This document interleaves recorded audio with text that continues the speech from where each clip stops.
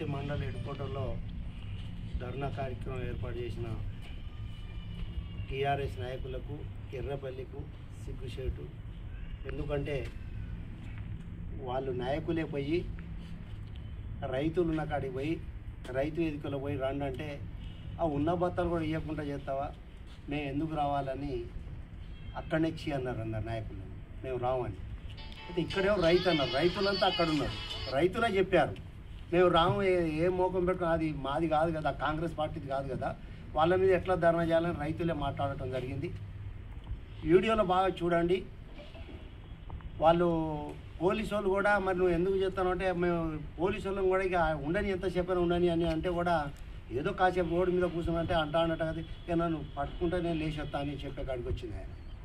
ఎందుకంటే రైతులు అన్నారు, సార్ మరి యూరియా బత్తాలు కాంగ్రెస్ పార్టీకి ఏమైనా సంబంధం, బీజేపీది కదా అని ఆయన ఎదురుకునే రైతులు అడగటం జరిగింది. అయినా కానీ మరి దయాకర్ రావు కానీ కార్యకర్తలకు వాళ్ళకి ఎందుకు సిగ్గు లేదో నాకు అర్థమవుతుంది. బీజేపీ నాయకుడు క్లియర్గా చెప్పాడు, Revanth Reddy TRS party BJP ఎవరు ఉన్నా వాళ్ళది కాదు, జరిగింది ఇది కేంద్ర ప్రభుత్వందే, యూరియా రావాల్సిన వాస్తవాలని, అది రేవంత్ రెడ్డి తప్పు కాదు, కాంగ్రెస్ పార్టీ తప్పు కాదని చెప్పినా కూడా ఎందుకు సిగ్గులేదో వీళ్ళకు ఒకసారి చెప్పాల్సిన అవసరం ఉంది. ఒకటి బాగా చూడండి, రైతులకు గిట్టుబాటు ధర కావాలని అడుగుతేనే కొట్టుకుంటా బేడి లేచిన దాఖలాన్ని ప్రభుత్వంలో, రైతులకు తీరా దగ్గరకు వచ్చిన నోట్ల వచ్చిన పంట పోతే రాళ్ళు పడి నేను ముఖ్యమంత్రిని తీసుకొచ్చి మొత్తం నష్టం ఇప్పిస్తా అన్న దాఖలాలు ఉన్నాయి. కానీ ఎవరికైనా రూపాయి బిల్లు ఇప్పించినావా? మరి ఆ రోజు ఎక్కడ నిద్రపోయినావు? మరి ఆ రోజు మీ కళ్ళ ఊపడలేదా? మీ కళ్ళలో ఏమైనా చెత్త పడ్డదా, దుబ్బ పడ్డదా? ఒక్కసారి చెప్పాలా మీరు? ఏం మాట్లాడుతూ ఎందుకు రెచ్చగొడుతున్నావు రైతులని? ఎక్కడ లేనిది ఇక్కడ ఎట్లా వస్తుంది? రైతులు ఇక్కడ రాయపర్తి మండలంలో వ్యవసాయ భూములు బాగా సాగైనాయి, బాగా ఏరియా కొరత ఉన్నది. అయినా కానీ మొన్న కూడా మా ఎమ్మెల్యే ఎస్ఎస్వి రెడ్డి గారు కలెక్టర్ తోటి మాట్లాడటం జరిగింది. మరి రాయపర్తి మండల్ పెద్ద మండల్, ఇది కొద్దిగా సరిపోతలేమంటే అదనంగా ఒక 10 లారీలు ఇమీడియట్లో పెడతా అని కూడా చెప్పింది. లెటర్ కూడా ఉన్నది మా దగ్గర. డైరెక్ట్ మా రైతులు పోయి మాట్లాడితే డైరెక్ట్ అవసరం ఉంటే నేను కలెక్టర్ దగ్గర కూడా వస్తా అన్నది. రైతులు మాత్రం ఎక్కడ లొలిపెట్టలే పాపం. నిన్న రైతు ధర్నా అన్నారు, ఏ ఒక్క రైతను ఉన్నాడు అందులో. కాకపోతే కాంగ్రెస్ పార్టీ మీద నువ్వు ఏదో శాతగానితనాన్ని నువ్వు ఎట్లా పూసుకుంటావు, రాజకీయానికి రా కాంగ్రెస్ పార్టీ మీద. కానీ ఎందుకు ఇట్లాంటి తప్పుడు కూతను చేస్తారో ఒక్కసారి టీఆర్ఎస్ పార్టీకు బుద్ధి చెప్పాల్సిన రోజు అతి త్వరలో వస్తానే మళ్ళా.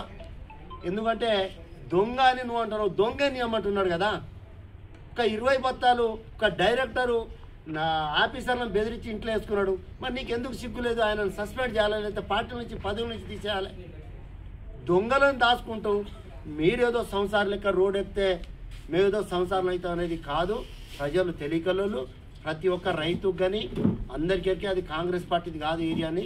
ఇంకొకసారి ఇట్లాంటి మాట్లాడితే మాత్రం బాగుండదని చెప్పడం జరుగుతుంది. నాయకులు చేసిన ధర్నాను రైతు ధర్నాగా అభివర్ణించడం బీఆర్ఎస్ నాయకులకు సిగ్గుచేటు. ఇప్పుడు దేశంలో ప్రధాన సమస్య ఇది, రాష్ట్రంలో సమస్య కాదు ఇది. దేశంలో ప్రధాన సమస్య యూరియా సమస్య, రైతాంగానికి అవసరమయ్యే, వ్యవసాయానికి అవసరమయ్యే సమస్య. ఇది కేంద్రం ఆధీనంలో ఉంటుంది. మన బీజేపీ ప్రజాప్రతినిధులు మీడియా సాక్షిగా చెప్పడం జరిగింది. ఇది ఆపరేషన్ సింధూరు యుద్ధం వల్ల చైనా నుంచి రావాల్సిన యూరియా కొంత ఆలస్యం జరిగింది. అందులో భాగంగా మళ్ళా మనకు అధిక వర్షాలు ఉండలు, వరదల వల్ల, వర్ష పరిస్థితుల వల్ల మనకు కొంత లేట్ అయింది. ఇది కనీస జ్ఞానం లేని మాజీ మంత్రి ఎర్రబెల్లి దయాకర్ రావు దీన్ని ఆయన రాజకీయ లబ్ధి కొరకు, ఆయన రాజకీయ ఉనికి చాటుకోవడానికి బీఆర్ఎస్ పార్టీ అనేది కనుమరుగైపోయింది రాష్ట్రంలో. దాన్ని స్థానిక సంస్థల స్టంట్గా ఆయన ప్రారంభించడం దీనికి సిగ్గుచాటు.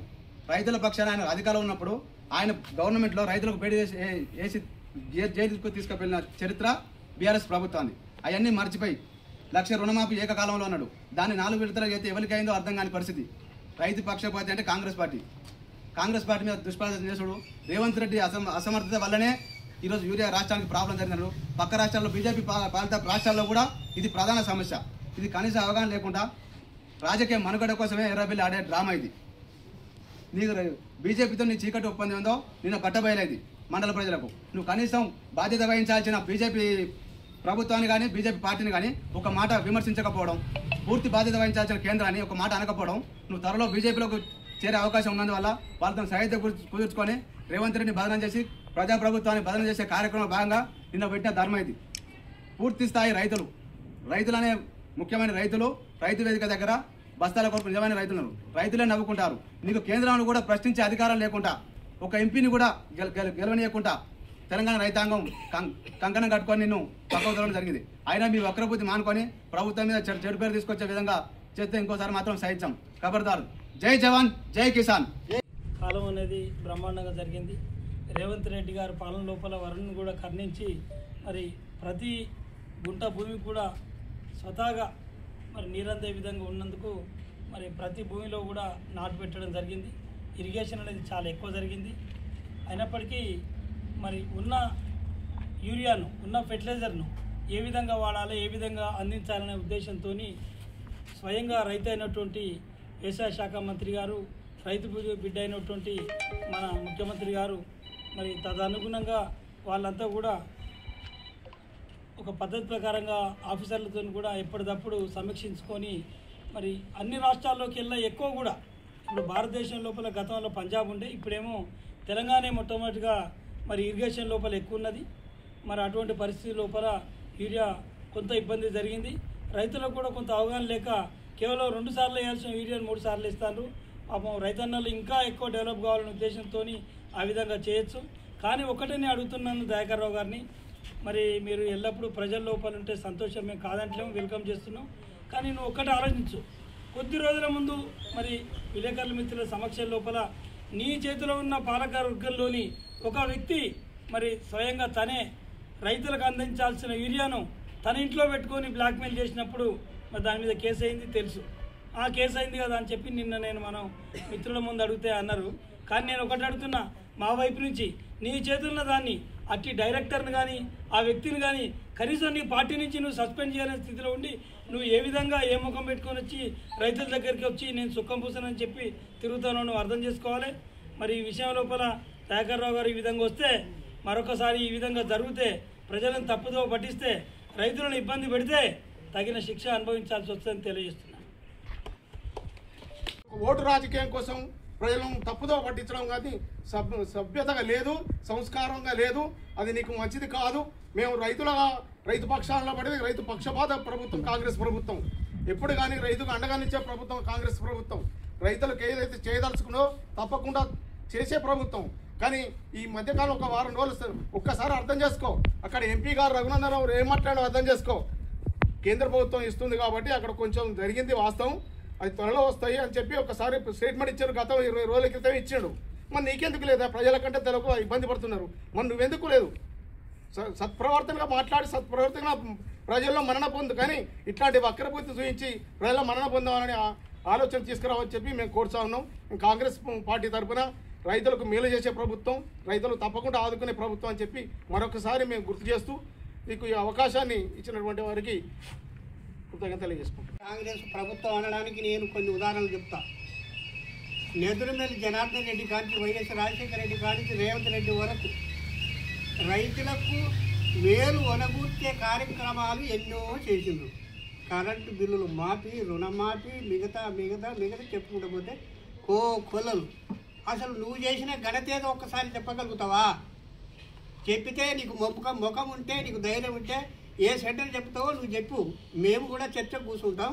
నువ్వేమేమి చేసినావు, మీడియాతో ఏం మాట్లాడినావు, రైతు బంధు గురించి, ఇంకా మళ్ళీ మిగతా కార్యక్రమాలు నువ్వు ఎన్ని అబద్ధం కూతలు కూసినావో మేము నీకు ధీటుగా మేము చెప్పగలుగుతాం. మాది చెప్పింది మేము చెప్పింది వంకరైతే నీ ముందే తల ఉంచుకొని నీ కాలు మొత్తం. మరి నువ్వే చెత్తుకో కూర్చుంటావా అనేది కూడా చెప్పాలి. ఒకటి, నిన్ను చీదరించి చీకొట్టి 1,00,000 ఓట్ల మెజారిటీతోని జనము నిన్ను కూసుండబెడితే సిగ్గు లేకుండా తగుదునమ్మా అని ఇతరుల జగనం గుర్తించాలనే ఉద్దేశంతో నువ్వు పాకులాడుతున్నావు. కానీ ఆ పాకులాట మొత్తం శూన్యము, అది పనికిరాంది. నువ్వెన్ని వేషాలు వేసినా కానీ జనం చిదరించిండ్రు. నేను ఇంటికాడ కూర్చుండబెట్టి అంత మాత్రం అట్టనే ఉండు. మళ్ళీ ఇంకోటి ఏంటంటే డీజే, మరి ఆ వినాయకుల కాడ బొడ్డెమ్మల కాడ డీజేలు ఇచ్చి మరి దయన్న పాటలు పెట్టువాలి. ఒకటి ఈయన ఈ కుర్చీతో కుళ్ళిన రాజకీయాలు కాంగ్రెస్ చేయబోదు కూడా.